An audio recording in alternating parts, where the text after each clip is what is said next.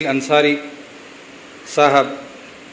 انتظامیہ مسجد حاضہ اور دیگر معزز علماء کرام اور تمام معزز حاضرین، دور جدید میں سب سے زیادہ پڑھی جانے والی کتاب جس کا سروے ابھی قریب میں آیا ہے اسے پتہ چلتا ہے وہ سوانح ہے، چاہے اس کا تعلق سیاسی لوگوں سے ہو، فلمی لوگوں سے ہو یا مذہب سے تعلق رکھنے والی شخصیات۔ دنیا میں سب سے زیادہ کوئی کتاب اب جس موضوع پہ پڑھی جاتی ہے وہ سوانح ہے اور کیا کہتے ہیں بایوگرافی ہے۔ سوانح اور بایوگرافی میں تین بنیادی چیزیں ہوتی ہیں۔ ایک زمانہ ہوتا ہے، دوسرا فرد ہوتا ہے، تیسرا واقعہ ہوتا ہے۔ زمانہ، فرد اور واقعہ۔ اب آپ قرآن مجید کا مطالعہ کریں گے، علماء کرام موجود ہیں، میں ایک طالب علم ہوں، جو سبق آپ لوگوں نے پڑھایا اس سبق سے سیکھتے ہوئے میں نے یہ بات نوٹ کی ہے کہ قرآن مجید کے مطالعے سے ہمیں اندازہ ہوتا ہے کہ اللہ تبارک و تعالیٰ نے انبیاء کرام کا جو تذکرہ کیا ہے وہ اس تذکرے میں تینوں باتیں ملتی ہیں: زمانہ، فرد اور واقعہ۔ پورے انبیاء کی سیرت کو انبیاء کی سیرت کو اللہ تعالیٰ نے قرآن مجید کے اندر پیش کیا، پھر آخر میں رسول اکرم صلی اللہ علیہ وسلم کی سیرت کو پیش کرنے کے بعد فرمایا لَقَدْ كَانَ لَكُمْ فِي رَسُولِ اللَّهِ أُسْوَةٌ حَسَنَةٌ، تمہارے لیے رسول اکرم صلی اللہ علیہ وسلم کی ذات میں اسوہ اور نمونہ ہے، گائیڈ ہیں وہ، جن سے آپ اپنی زندگی کی اصلاح کر سکتے ہیں۔ میرے بھائی اور بزرگوں، چونکہ وقت انتہائی مختصر ہے، اس مختصر وقت کے اندر علامہ داؤد راز رحمہ اللہ کا، جیسا کہ میرے محترم شیخ رضا اللہ عبد الکریم حفظہ اللہ نے بتلایا کہ میرا عنوان جو بھی بہت ہی اجلت میں نے لکھا ہے، میرے دادا کا شیر خان احمد حسین رحمہ اللہ کے ساتھ علامہ ابو سعود محمد داؤد راز رحمہ اللہ کا جو تعلق تھا، جو ہمارے گھر ہفتہ ہفتہ 10 دن ٹھہر کر کام کرتے تھے اور اس کو ایک ہب بنا کر پڑاؤ ڈال کر پورے اطراف اکناف کے شہروں اور محلوں اور گاؤں میں جایا کرتے تھے، وہ ایک لمبی داستان ہے۔ اس کا مختصر تذکرہ میں نے مقالے کی شکل میں لکھا ہے اور غالباً وہ چھپ چکا ہے۔ صرف 2 باتیں اس مختصر وقت کے اندر میں عرض کرنا چاہوں گا اس حوالے سے۔ علامہ داؤد راز کی سیرت کا مطالعہ ہمیں یہ بتلاتا ہے کہ آپ منہج سلف کے اندر بالکل پکے تھے۔ آج ہمارے اہل حدیث علماء، عوام اور خواص کو اس کی سخت ضرورت ہے۔ جماعت اہل حدیث کی الگ تنظیم بنانے کا مقصد کیا ہے؟ مقصد یہی ہے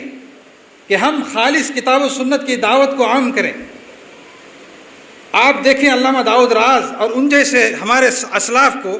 کوئی ایک شخصیت ہوتی تھی، کسی گاؤں اور محلے میں جاتے تھے تو پورا گاؤں بدل جاتا تھا، جو شخص آپ کی صحبت میں بیٹھتا وہ سلفی بن جاتا۔ یہی بات ہے جو مولانا کی سیرت سے ہمیں اخذ کرنے کی ضرورت ہے۔ آج جیسا کہ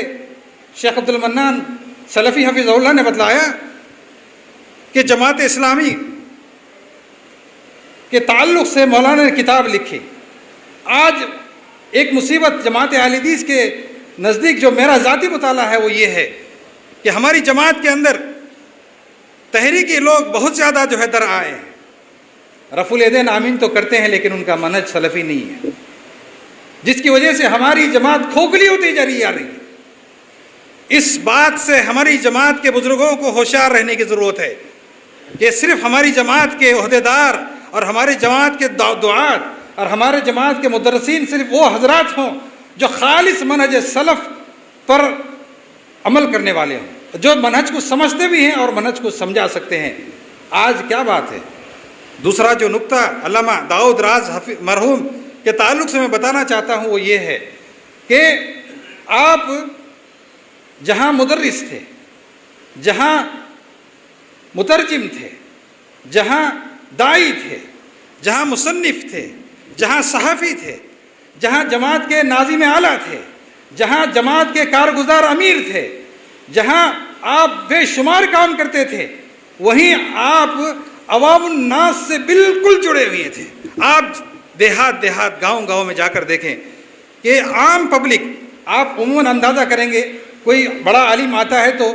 چند مخصوص لوگوں سے ہی ان کی ملاقات ہوتی ہے۔ اس عالم کی بھی یہی خواہش ہوتی ہے کہ بڑے بڑے لوگ ان سے ملیں اور بڑے بڑے لوگوں کے ساتھ ہی وہ بیٹھیں، اور عوام نہ ان سے مصافحہ کرے، نہ ان کے قریب آئیں کہ ان کی بڑائی ختم ہو جاتی ہے۔ یہ ہمارا آج کا منہج ہے، لیکن ہمارے بزرگوں کا منہج یہ تھا کہ وہ جب کسی جگہ جاتے تھے تو وہ بڑے لوگوں کو ملنے کے ساتھ اپنے فارغ اوقات میں ایک ایک شخص کے گھر جاتے تھے، ایک ایک شخص سے اس کے غریب، جو جس کے کپڑے پھٹے ہوئے ہیں، جو بالکل غریب ہے، نادار ہے، اس سے ملتے اور اس کے حالات معلوم کر کے اس کو جہاں تجاویز دیتے، اس کی مصیبتوں کو حل کرنے کی اس کو تجاویز دیتے، وہیں در پردہ کتاب و سنت کی دعوت بھی دیتے۔ میرے بھائی اور بزرگوں، آج ہمارے ائمہ کا کیا حال ہے؟ آج یہ سوانح کیوں لکھی گئی ہے؟ اس سوانح سے عبرت حاصل کرنے کے لیے آج ہمارے ائمہ مجھ سمیت کیا حال ہے؟ امام کو اللہ کے نبی صلی اللہ علیہ وسلم نے یہ بات بتلائی ہے کہ سلام پھرنے کے بعد قبلہ رخ، جو سب سے زیادہ معزز رخ ہے، اس قبلہ رخ سے امام اپنے چہرے کو پلٹا کر عوام کی طرف پلٹ چہرہ کر کے بیٹھتا ہے۔ اس کی وجہ کیا ہے؟ اس کی وجہ یہی ہے کہ اس امام کی ذمہ داری ہے کہ وہ دیکھے کہ میرے مصلیوں میں سے کون آیا ہے، کون نہیں آیا ہے، کوئی کسی مصیبت میں مبتلا تو ہے۔ آج علماء کا عوام سے تعلق ختم ہو چکا ہے۔ آج علماء، دیکھیے، امام صرف جو ہے اقامت کے وقت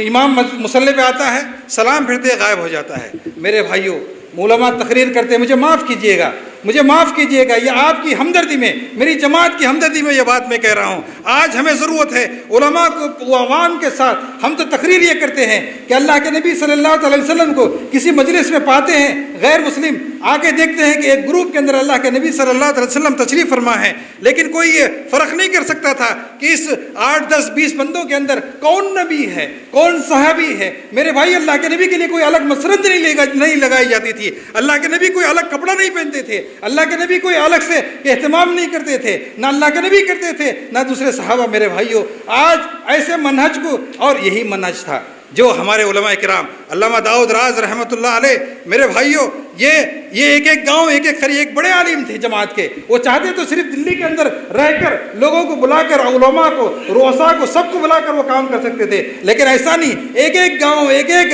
دیہات میں دھکے دھکے کھا کر، روٹیاں سوکھے غریبوں کے گھر میں جا کے کھا کر انہوں نے کام کیا اور کام کروایا۔ اور یہ 2 باتیں میرے بھائیوں آج کے اس پیغام کے اندر میں آپ کے سامنے ہائی لائٹ کرنا چاہتا ہوں، چونکہ وقت نہیں ہے اور میں نہیں چاہتا کہ پروگرام خراب ہو۔ اور میرے بعد جو ہے ہمارے صدر محترم، جو میرے معزز مکرم محسن ڈاکٹر فضل الرحمان صاحب کی باری ہے کہ میں آپ لوگوں کو سے یہی التجا کرتا ہوں کہ مجھے معاف کریں کہ میری بات سے کڑوی لگی ہے، اگر میری بات سے کسی کو جو ہے دل دکھا ہے تو میں معذرت خواہ ہوں، لیکن میں آپ کی ہمدردی میں بولا ہوں، میں اپنی جماعت کی ہمدردی میں بولا ہوں، میں منہج سلف کی ہمدردی میں بولا ہوں، میں کتاب و سنت کی ہمدردی میں بولا ہوں، میں